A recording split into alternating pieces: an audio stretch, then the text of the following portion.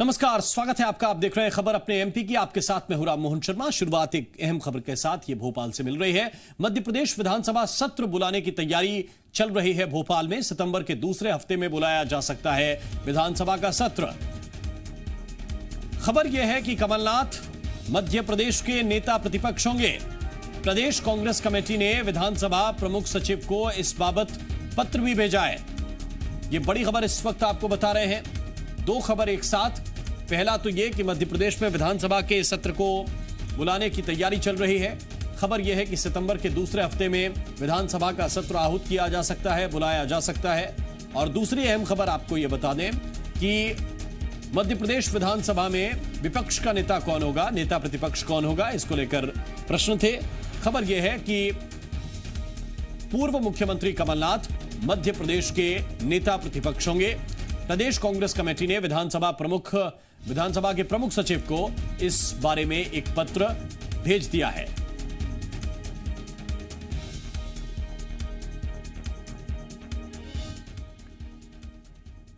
और मध्य प्रदेश में पीडीएस से जुड़े नए हितग्राहियों को 1 सितंबर से सस्ते राशन का फायदा मिलेगा, जिसके तहत हर गरीब को 5 किलो मुफ्त राशन मिलेगा।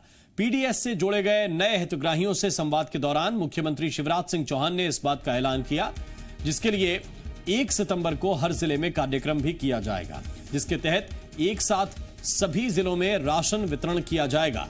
15 अगस्त तक प्रदेश के 18,30,000 गरीबों को पात्रता पर्ची मिली है। वहीं 31 अगस्त तक 18,56,000 गरीब पीडीएस से जुड़ेंगे। इस मौके पर सीएम ने कहा कि आज मेरा सपना साकार हो गया। सीएम ने यह भी कहा कि जिसकी पात्रता है उसे राशन मिलना चाहिए, कहीं भी किसी को 1 पैसा नहीं देना है। 1 रुपया किलो गेहूं, चावल, 1 रुपया किलो नमक, 1.5 लीटर केरोसिन, ये देना शुरू किया जाएगा 1 सितंबर से। और एक साथ 52 जिलों में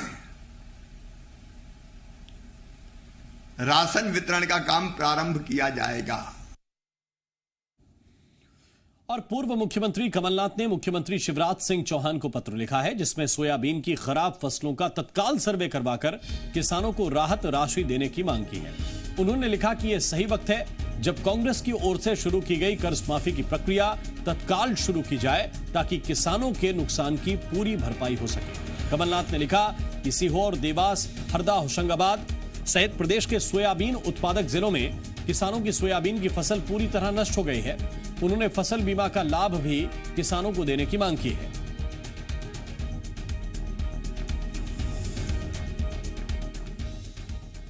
और सरकारी नौकरी में केवल मध्य प्रदेश के युवाओं को अवसर देने की घोषणा के बाद राज्यसभा सांसद विवेक तन्खा ने सीएम शिवराज सिंह चौहान को पत्र लिखा है, जिसमें उन्होंने कहा कि सरकारी नौकरी में केवल मध्य प्रदेश के युवाओं के चयन की घोषणा अव्यावहारिक है। लिखा कि घोषणा करने से पहले इस बात का ध्यान रखें कि कोई भी राज्य संविधान और सुप्रीम कोर्ट के दिशा निर्देश के विपरीत नहीं जा सकता। ऐसे में घोषणा से पहले संविधान विशेषज्ञों की राय लेनी चाहिए थी। विवेक तन्खा ने पत्र में लिखा है कि नियम कायदों को ध्यान में नहीं रखा गया, ये केवल चुनावी घोषणा नजर आ रही है। इससे पहले झारखंड और असम ने भी प्रयास किया था, लेकिन कोर्ट ने उनका फैसला पलट दिया था।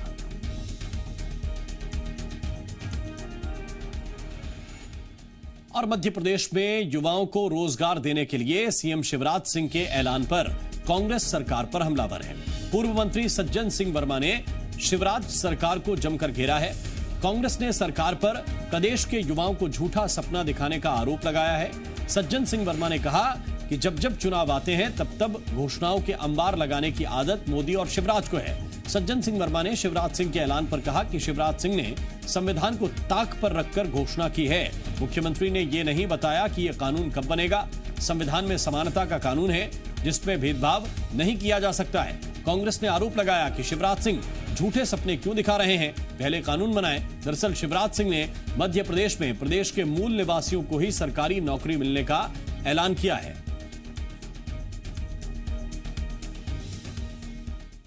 कल हमारे मुख्यमंत्री श्री शिवराज सिंह चौहान ने मध्य प्रदेश के युवाओं को एक झूठा सपना दिखाया है।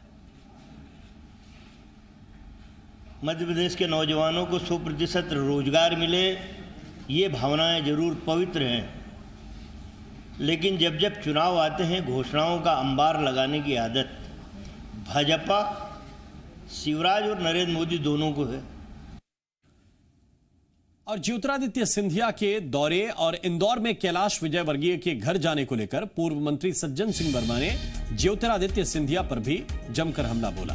वर्मा ने एमपीसीए चुनाव को लेकर कहा कि जब सिंधिया और कैलाश आपस में लड़ते थे तो मैं सिंधिया को चुनाव जिताता था। वहीं सिंधिया के ग्वालियर दौरे पर सज्जन सिंह वर्मा ने कहा कि जब ग्वालियर चंबल के लोग कोरोना से मर रहे थे तब सिंधिया बाबू को उनकी याद नहीं आई। सिंधिया ने कहा था कि अतिथि शिक्षकों के लिए मैदान में उतरेंगे। 6 महीने हो गए हैं सरकार बने, लेकिन आज तक वो मैदान में नहीं उतरे। राजनीतिक मूल्यों का कितना ह्रास हो रहा है। एक व्यक्ति क्रिकेट के चुनाव में द्वंद्व युद्ध होता था, वहाँ पे मैं सिंधिया का साथ देता था, नहीं तो ये इनके परदादा भी नहीं जीत पाते चुनाव। मैंने कैलाश को धमका के दादागिरी से वोटिंग कराई थी। गवाह हैं एमपीसीए के वोटर, सज्जन वर्मा सबसे पहले खड़ा हुआ था।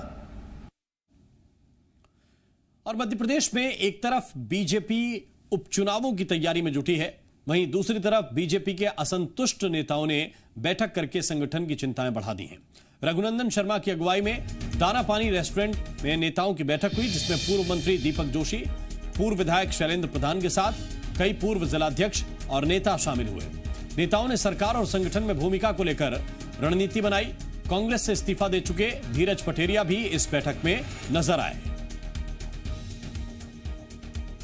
चिंतन तो एक सतत प्रक्रिया है।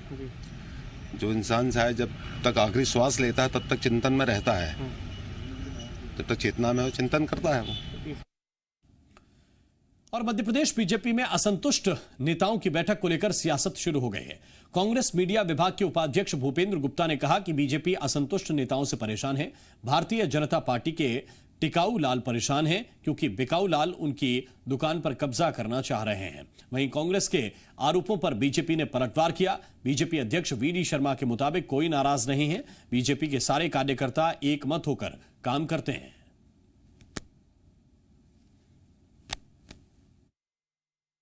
भारतीय जनता पार्टी के अंदर के जो टिकाऊ लाल हैं वो परेशान है क्योंकि बिकाऊ लाल उनकी दुकान पर कब्जा करना चाह रहे हैं। तो बेचारे बैठक तो करेंगे ही, और सभी पार्टियों में टिकाऊ लालों का संरक्षण होना चाहिए, स्वागत होना चाहिए। वो पार्टी की दरी बिछाते बिछाते बूढ़े हो जाते हैं। कोई नाराज नहीं है, कोई नाराज नहीं है। भारतीय जनता पार्टी के कार्यकर्ता सब एक मत होकर के काम कर रहे हैं। बैठक हो रही है, कोई बैठक नहीं है जी, कहाँ कह रहे हैं आप बैठक। और मध्य प्रदेश में बंगला पॉलिटिक्स फिर से शुरू हो गई है। पूर्व गृह मंत्री बाला बच्चन ने कहा कि 5 बार का विधायक हूं, मुझसे बंगला खाली करा लिया गया, लेकिन अभी तक विधायक कोटे का बंगला आवंटित नहीं किया गया। बाला बच्चन ने सरकार पर साजिश रचने का आरोप लगाते हुए कहा कि कांग्रेस की भी सरकार थी लेकिन ऐसा नहीं किया गया। बाला बच्चन ने कहा कि भूपेंद्र सिंह, विश्वास सारंग, नरोत्तम मिश्रा समेत कई ऐसे लोग थे जिनके बंगले खाली नहीं कराए थे।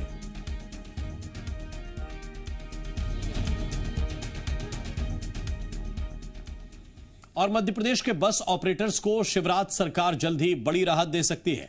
सरकार बसों पर लगने वाला 5 महीने का टैक्स माफ करने की तैयारी में है। सूत्रों के हवाले से खबर है कि परिवहन विभाग के प्रस्ताव को वित्त मंत्रालय ने मंजूरी देकर सीएम के पास भेज दिया है और मुख्यमंत्री की मंजूरी के बाद अगले हफ्ते से बस सेवाएं शुरू हो सकती हैं।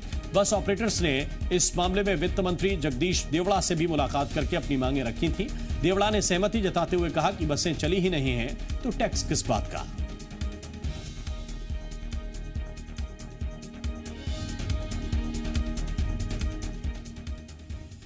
और मध्य प्रदेश में 108 एम्बुलेंस के पहिए एक बार फिर थमने की आशंका जताई जा रही है। दरअसल 108 एम्बुलेंस के जननी एक्सप्रेस संचालक संघ ने कंपनी और सरकार को पत्र लिखकर रुका हुआ पैसा दिए जाने की मांग की है। इस संबंध में संचालक संघ ने चिकित्सा हेल्थ केयर कंपनी और सरकार को पत्र लिखा है, जिसमें 21 अगस्त तक रुका हुआ भुगतान करने और दूसरी मांगे माने जाने को कहा गया है। और ऐसा नहीं करने पर हड़ताल की चेतावनी दी गई है। जननी एक्सप्रेस संचालक संघ का आरोप है कि कंपनी सरकार से तो पैसा ले रही है, लेकिन एम्बुलेंस संचालकों को भुगतान नहीं कर रही है। सरकार ने गर्भवती महिलाओं और घायलों को अस्पताल पहुंचाने के लिए 108 एम्बुलेंस की निःशुल्क सेवा शुरू की है। इसके तहत प्रदेश में 790 जननी एक्सप्रेस एम्बुलेंस चल रही हैं। इसके लिए सरकार ने चिकित्सा हेल्थ केयर कंपनी से अनुबंध किया है। कुछ मांगों में ये है कि हमारा पिछले 1 साल से जो एरियर होना था वो अभी तक एरियर नहीं दिया, जो कि लिखित में हमें 90 दिन पहले दिया गया है कि 90 दिन के अंदर आपका 50% एरियर दे दिया जाएगा, जिसका 15 अगस्त को समय सीमा समाप्त हो चुकी है, जो कि अभी तक नहीं दिया गया। और मध्य प्रदेश के गांवों में भी अब वाटर टैक्स लिया जाएगा। ग्रामीण निकाय हर महीने कम से कम 60 रुपए की वसूली करेंगे। मध्य प्रदेश के पंचायत एवं ग्रामीण विकास विभाग ने न्यूनतम दरों को तय करते हुए नोटिफिकेशन जारी करते हुए 15 दिनों में सुझाव मांगे हैं। नोटिफिकेशन के मुताबिक प्रदेश की 2400 ग्राम पंचायतों में जल एवं स्वच्छता समिति बनाई जाएगी, जो पानी के बिल की वसूली करेगी।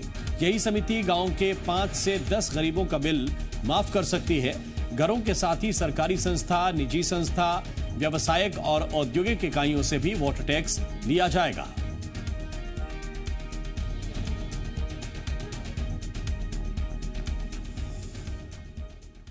और सतना में बिरला सीमेंट प्लांट प्रबंधन पर बेहद गंभीर आरोप लगे हैं।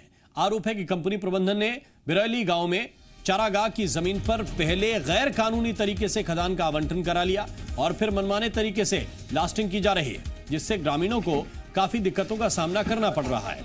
हालात ये हो गए हैं कि गांव के कई मकानों की दीवारों में दरारें आ गई हैं। गांव के आंगनबाड़ी भवन और स्कूल भी गिरने की कगार पर पहुंच गए हैं। ग्रामीणों ने इसकी शिकायत अधिकारियों से की है। एसडीएम ने गांव पहुंचकर जांच की तो ग्रामीणों की शिकायत सही पाई गई। एसडीएम ने कहा कि मामले में जांच की जाएगी। उन्हें भरोसा दिया है कि ग्रामीणों के नुकसान को लेकर भी जल्द कार्रवाई की जाएगी।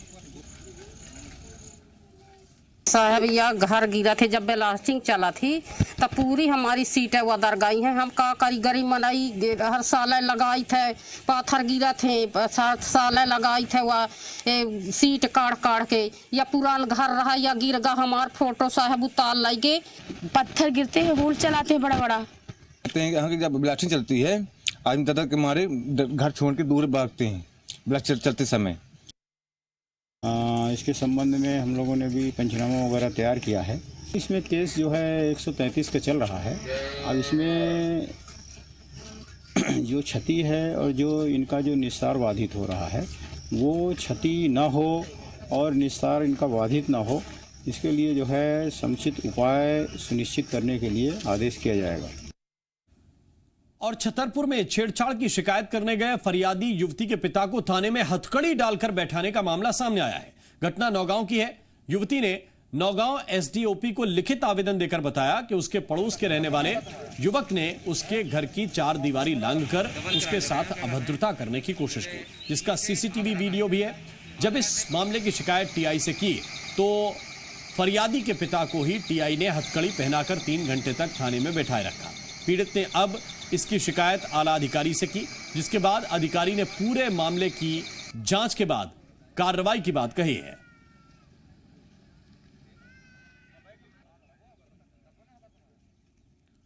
उधर टीकमगढ़ में एक अनोखा मामला सामने आया है। जुआ खेलने वाले खुद ही एसपी ऑफिस पहुंच गए और कोतवाली पुलिस से शिकायत की। दरअसल 2 दिन पहले कुछ व्यापारी जुआ खेलते पकड़े गए थे। आरोप है कि पुलिस ने 60 हजार रुपए लेकर सभी को छोड़ दिया था और सिर्फ 20,000 रुपए ही जब्त करना दिखाया था। व्यापारियों ने एसपी ऑफिस पहुंचकर आरोप लगाया कि लाखों रुपए का जुआ खेला जा रहा था। मौके से पुलिस ने 15 लाख रुपए जब्त किए थे और कोतवाली ले गए थे। इसके बाद सभी से 60 हजार रुपए लेकर उन्हें छोड़ दिया गया। आरोप है कि एक जुआरी ने पैसे नहीं दिए तो पुलिस ने आर्म्स एक्ट में मामला भी दर्ज कर दिया। अब व्यापारियों ने कहा है कि बाद में पता चला कि पुलिस ने 15 लाख के बदले सिर्फ 20,000 रुपए ही जब्त दिखाए हैं।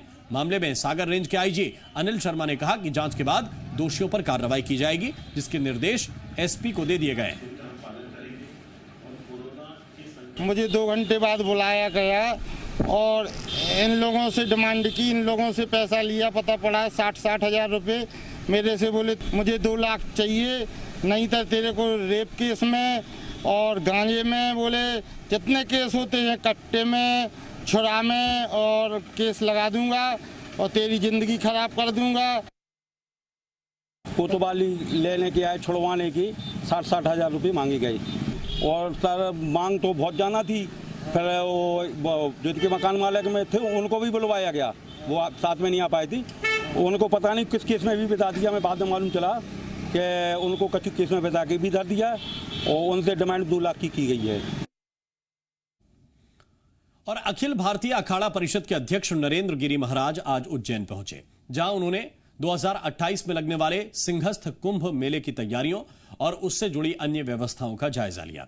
इस दौरान उन्होंने बाबा महाकाल के दर्शन किए। वहीं इस मौके पर उन्होंने प्रधानमंत्री मोदी और अमित शाह से देश में जनसंख्या नियंत्रण कानून लाने की मांग की। समान नागरिकता पे एक कानून बनना चाहिए। हमारे 2 बच्चे हैं तो उनके 2 बच्चे होना चाहिए, ये होना चाहिए, इससे ज्यादा नहीं। आप 4 शादी कर रहे हैं वो अवैध होगी, तो वो मोदी से ही कर सकते हैं। और यह कानून लाना बहुत जरूरी है कि 2 बच्चे मुसलमान पैदा करें, 2 से 3 पैदा करेंगे, उनका वोटर लिस्ट नाम काट देना चाहिए, ये होना चाहिए। और जबलपुर के बरगी डैम से ज्यादा मात्रा में पानी छोड़े जाने के फैसले के बाद होशंगाबाद तक अलर्ट कर दिया गया है। दरअसल बांध के 13 गेट कल 1.80 मीटर की ऊंचाई तक खोले गए, लेकिन बीती रात बांध का जलस्तर 422.05 दर्ज किया गया, जो बांध के पूर्ण जलस्तर से मात्र 71 सेंटीमीटर कम था। इसे देखते हुए खोले गए गेट्स की ऊंचाई 2.96 मीटर तक बढ़ा दी गई है। ऐसे में बांध से छोड़े जाने वाले पानी की मात्रा 1,21,660 क्यूसेक से बढ़ाकर 1,95,292 क्यूसेक कर दी गई है। इसे देखते हुए जबलपुर से होशंगाबाद तक अलर्ट कर दिया गया है। इसमें मुख्य रूप से सिवनी, नरसिंहपुर, रायसेन, देवास, सीहोर, खंडवा और खरगोन के तटवर्ती इलाकों में नजर रखी जा रही है। साथ ही स्थानीय लोगों को डूब क्षेत्र में नहीं जाने की चेतावनी दी गई है।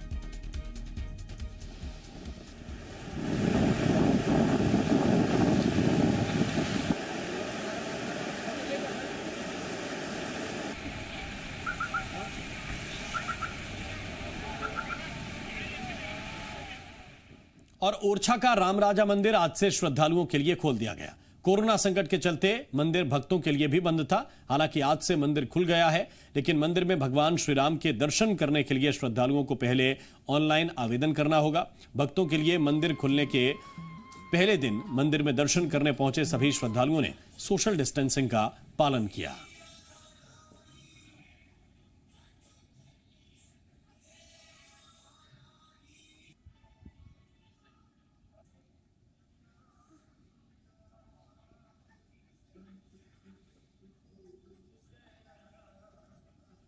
और यहां वक्त